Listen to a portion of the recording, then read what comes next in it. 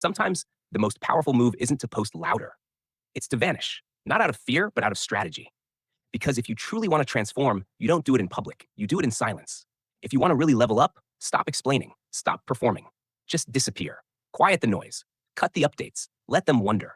Because every time you speak your goals, you give away pieces of your power. And while they're watching, you're supposed to be working. In the silence, it gets uncomfortable. You'll face doubt, boredom, insecurity. Good. That's the cocoon. That's the dark space where the old version of you dies and the new one is built. Every day you stay consistent. Without applause, you grow something dangerous. Discipline. Not for a short-term glow-up, but a transformation so deep even you won't recognize yourself. And here's the real test. When the results start to show, can you still stay quiet?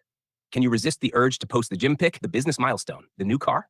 Because silence isn't weakness. It's power, it's focus, it's momentum with no leaks. One day you'll reappear, and when you do, you won't need to say a word. Your transformation will speak for you. You're ready to disappear and become unrecognizable.